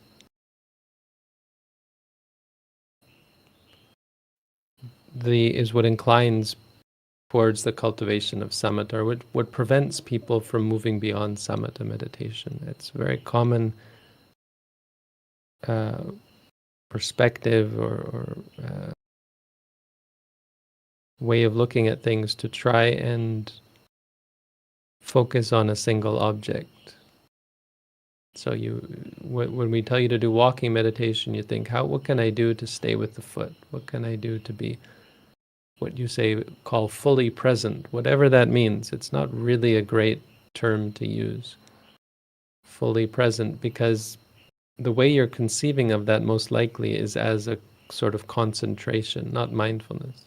Mindfulness is not precisely concentration. It's not concentration, even though there will be concentration in that moment. The point is you're not fixated on the concentration aspect. And if you fixate on the concentration aspect, then you just work to push everything out and keep the mind fixed in one spot and controlling the mind. It's not helpful. It's not conducive to true mindfulness. That's why we eschew that sort of pushing the mind or forcing the mind or controlling the mind or concentrating the mind in favor of noting our experiences, which can feel quite ineffective. But that's really the point. The point is how ineffective it is. It doesn't change things. It's a way of interacting with experience without trying to fix it or change it or control it. It's a different way of looking at reality. The whole point of noting is to keep you from trying to control experience. So that's why when you do walking or sitting, it can feel quite out of your control and quite hopeless, feeling like you might not even be very good at meditation. Because look, I meditate and look at how crazy my mind is. But that's the whole point, Even just seeing how crazy your mind is a very valuable experience. But the more deeper value is in changing your attitude from trying to control things to just trying to understand them. So what you would do here is when there is constant thinking, you wouldn't walk. You would instead focus on the thoughts. You would note the thoughts. You would stop walking, put your feet together and say distracted, distracted. And if and when the mind, the thoughts are no longer so ever present, then you would start walking. But then you can always stop walking again when the thoughts come back. It's not always going to be that way. That constant thinking is just a product of our behavior, product of our habits, how we approach reality, constantly analyzing, interpreting, triggering, feeding thought, feeding the distractions as a habit.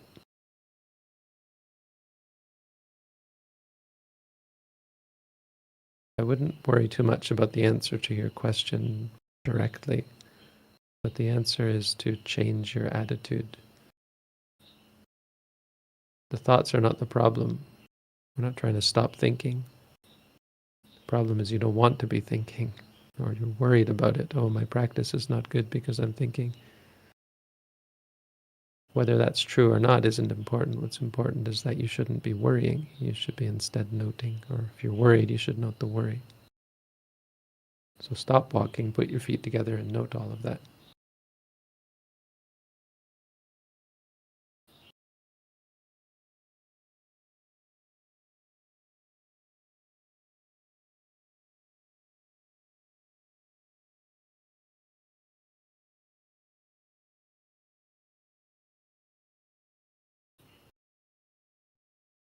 Ante, the next question.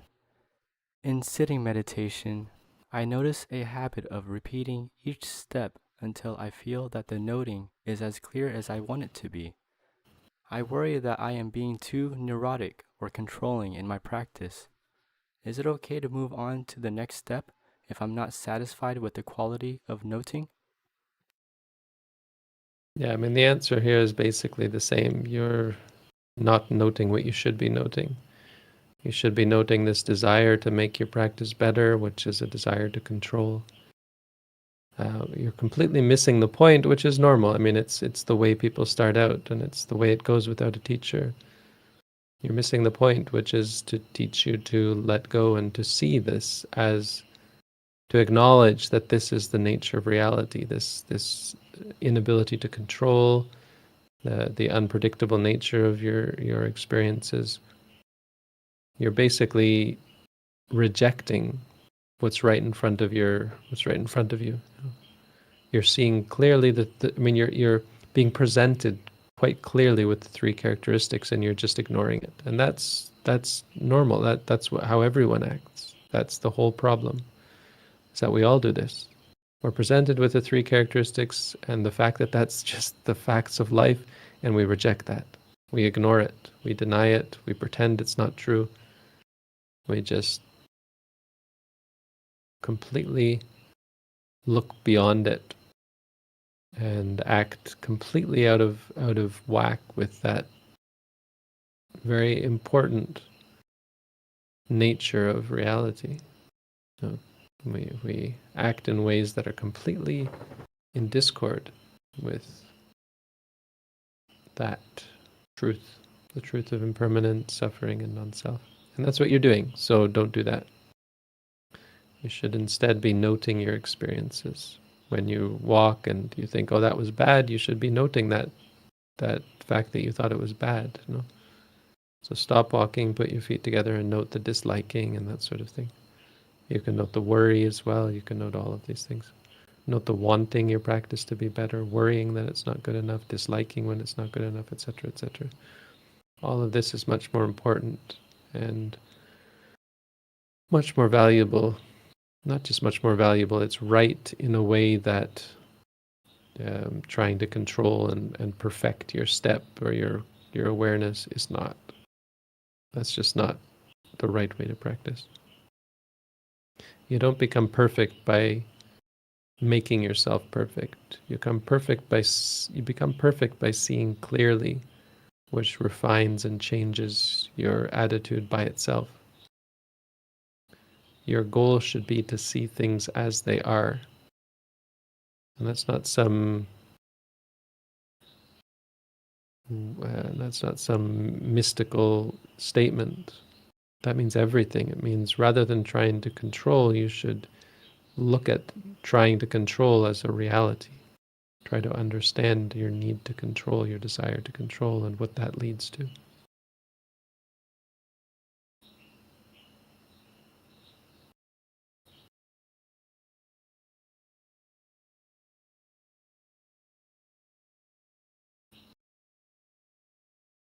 There's so many questions like this. You see the repeating pattern, and they're valid questions. I mean, this is the kind of question that people ask, but it's because what we have to point out is these questions are being asked because you're being confronted with the three characteristics, often for the first time in any meaningful way. And that disturbs you. And you're behaving in a way that is very familiar, and that is to try and ignore and change the characteristics so that things are no longer impermanent, no longer unsatisfying, no longer uncontrollable. That's your problem. And that's the problem, that's why we're reborn again and again, because we can't come to terms with the nature of reality and just see it as it is and let go of it. We have to try and fix it. We have to try and control it. That's our problem.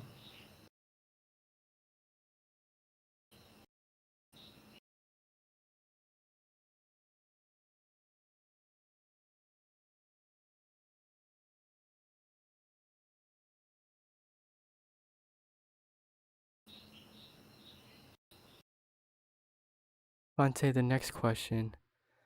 It's very difficult for me to sit down to meditate. It's also very difficult to quiet the mind to make it so that it doesn't think or move. What should I do?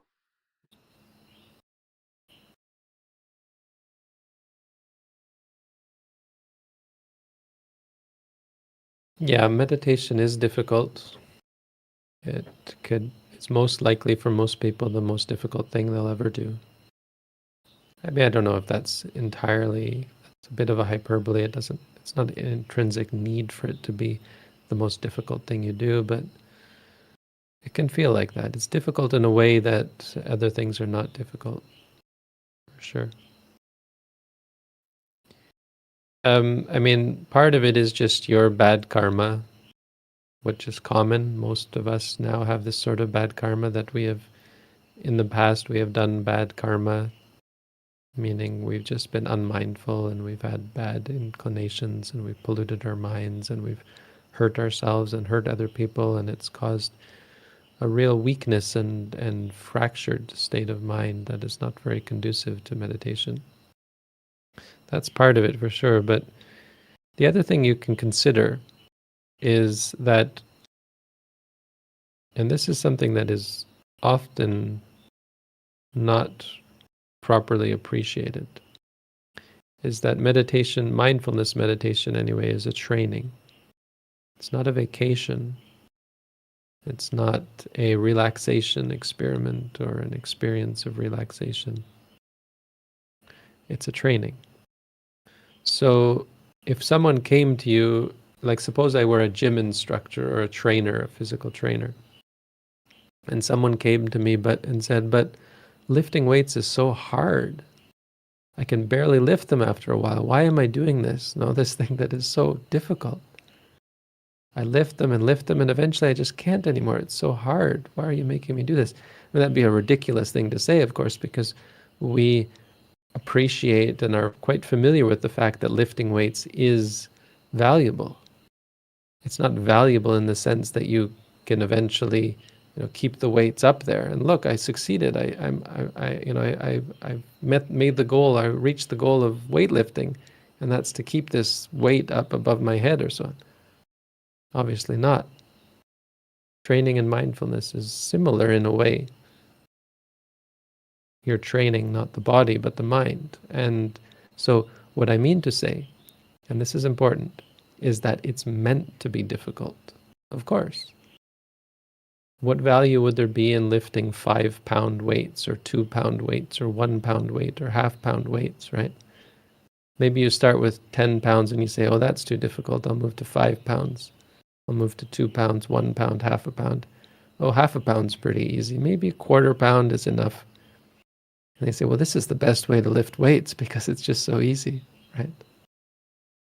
That would be ridiculous. You do the exact opposite if you want to train in weightlifting. You increase the weight. And so, weightlifting is always difficult. For it to be successful, it will always, by its very nature, necessarily be difficult. It would not be weightlifting or weight training if it wasn't always difficult. It's an important thing to understand because it applies perfectly to mindfulness meditation practice. We will always try to keep it difficult. When you come to do a course at our center, I will tell you this. I will tell people who complain about the difficulty that that's the point. And yes, I am purposefully increasing the difficulty on you every day. Because if I didn't, it wouldn't be training. If I didn't, it would be me like saying, okay, you can do 10 pounds, keep it there for the next month. Why? Because it's easy. You're good at it. Eventually you can be so proud and you can show people how easy it is for you to lift 10 pounds. Then you've reached the goal, right? You haven't done anything, right? No, the second day I have to increase to 20 pounds, 30 pounds. And you think, oh, it's still as difficult as the first day I arrived. It'd be a ridiculous thing to say for weightlifting, and it's also a ridiculous thing to say. It's not quite what you're saying, but it's only said, those sorts of things are only said, oh, it isn't getting any easier. No, it's not what you said, but people do say this. It's not getting any easier. And they're only saying that because, yes, we keep making it more difficult. And they're only saying it because they don't understand that. They don't see the connection.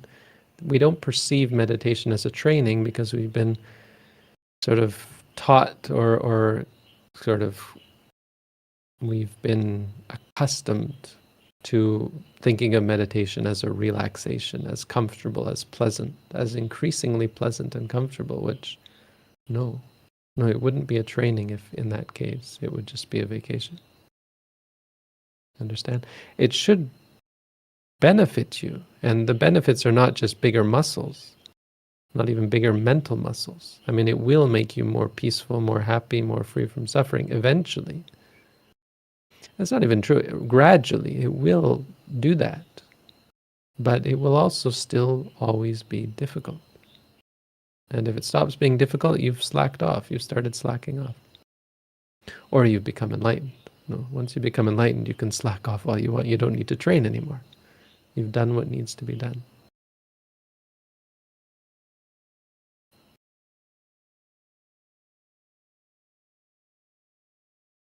So don't be discouraged when it's difficult. Be encouraged that you're doing something valuable and important. And you're doing real training when you challenge yourself with the difficulty, facing the difficulty.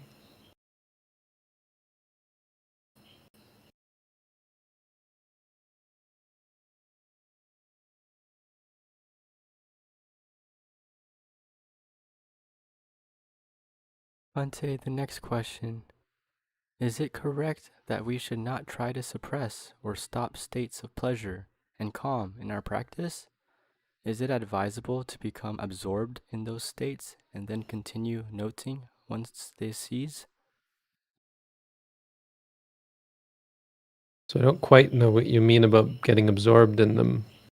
And that sounds like a bad idea. It sounds like whatever you're referring to by that term is most likely caught up with, at the very least, controlling the mind, and being unmindful.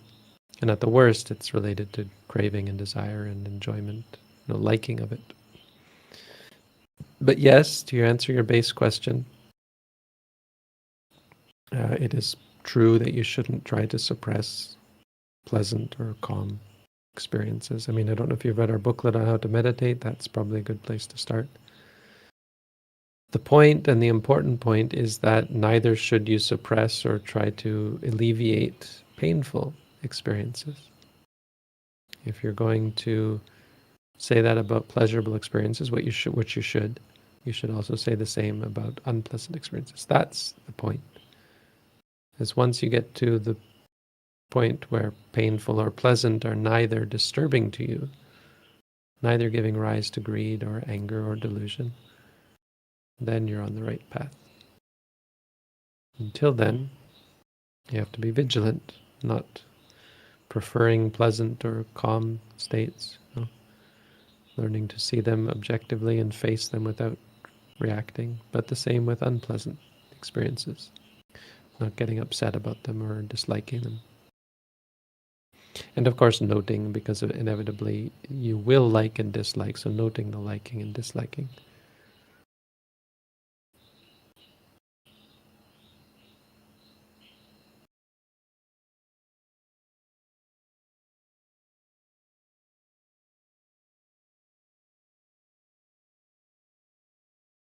Bhante, the next question. How does one navigate life's challenges, especially for lay people, while practicing the Dhamma? There are times when one's immediate family and occupation pose challenges.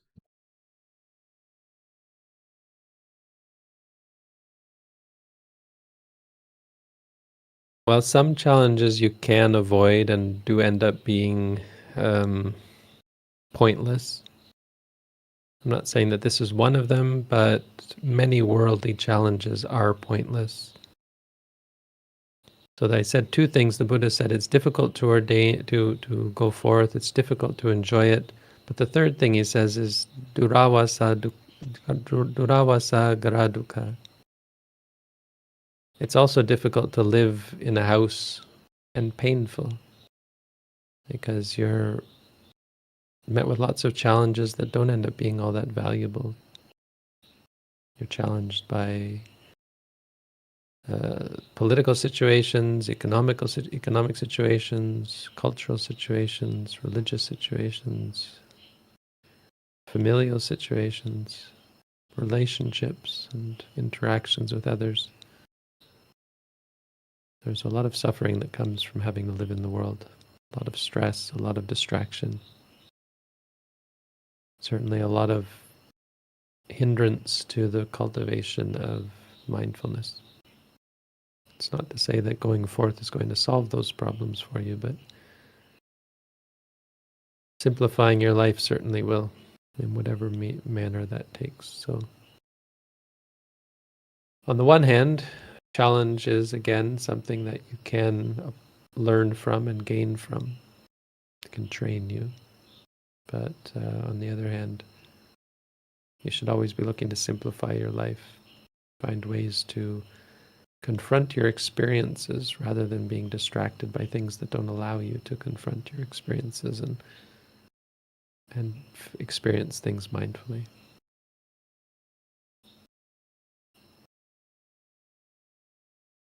Practically speaking, we have an at-home meditation course. I don't know if you've taken that or are interested in taking that. That's a good thing to look into. And practicing mindfulness twice a day, doing formal walking and sitting is a great way to allow you to be less distressed by the challenges that you will still inevitably face.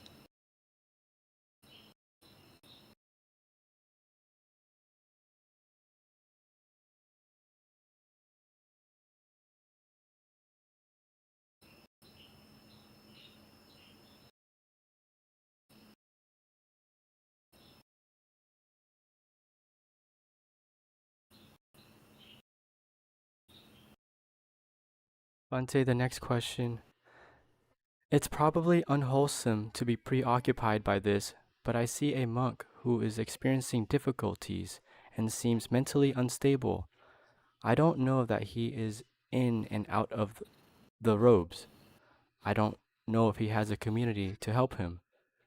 Should he go too far? I am practicing mindfulness. Is there anything I can do, like tell a monk such as yourself?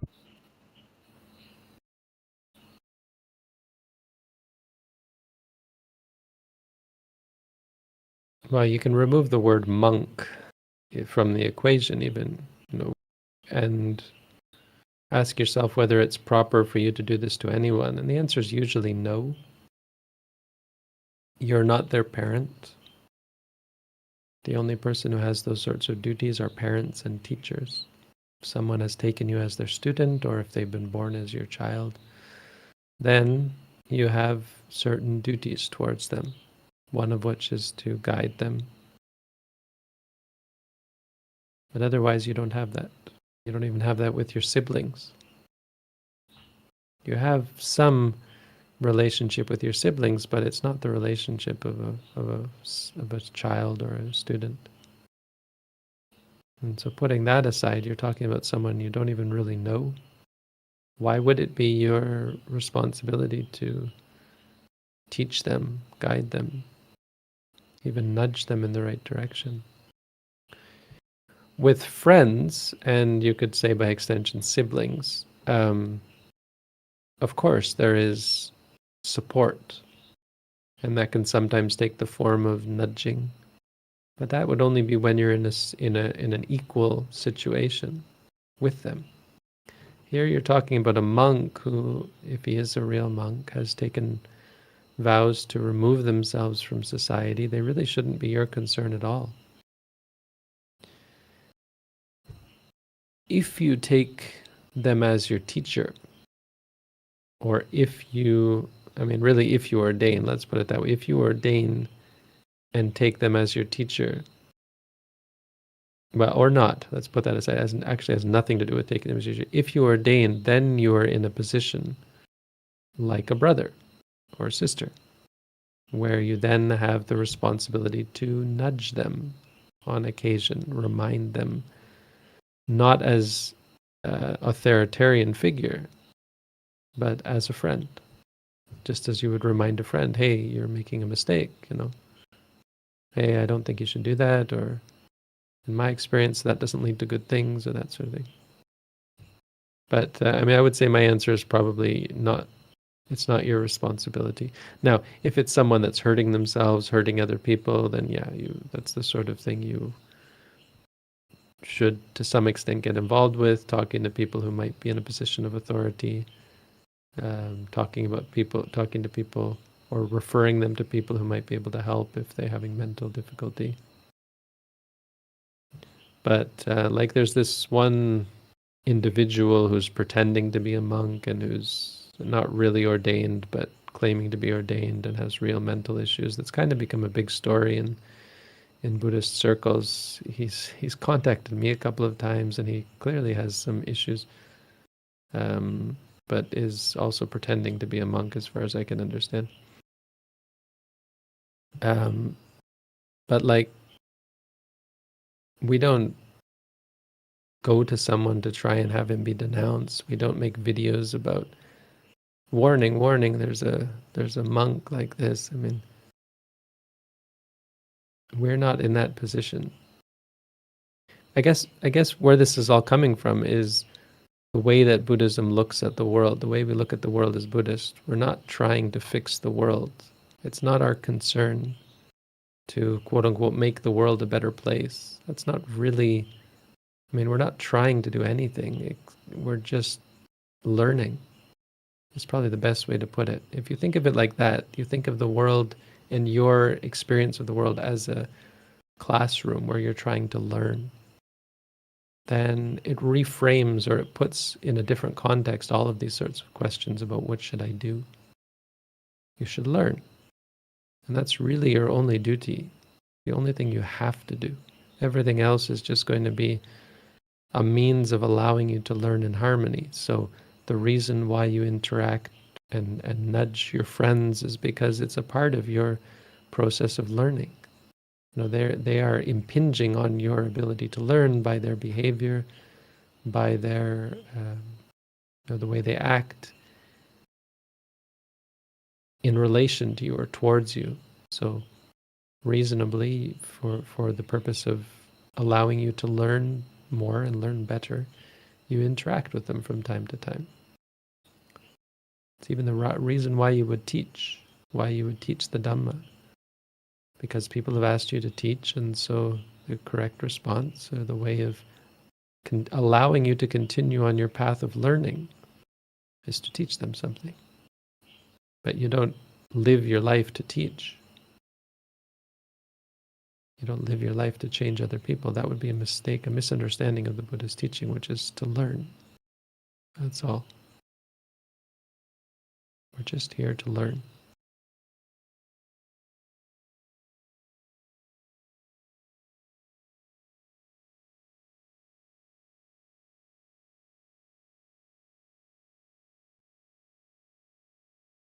Bhante, we've hit the second hour and we've answered all the questions in the first tier. Thank you so much for your time and your answers. Thank you all for your questions. Thank you for the people who, those to you who have facilitated this, for reading the questions, for organizing the questions, for reading the text, our small group of dedicated readers who every week come back to help read through the text with us. Thank you all for listening, those of you who are just here to take part, even if you didn't ask any questions or if you asked a question that wasn't answered. Just listening and taking part is, of course, it's the best part of this, is to appreciate the Dhamma, and through our appreciation of the Dhamma, to learn more about it. This is why we're here. So a big sadhu to everyone. Much appreciation. Through the power of the goodness and the benefit of all the good qualities that have been cultivated on this occasion, may all beings find peace, happiness, and freedom from suffering. Have a good week, everyone. Sadhu. Sadhu, sadhu, sadhu. Thank you, Bhante. Sadhu, sadhu, sadhu. Thank you so much, Bhante. Thank you, everyone.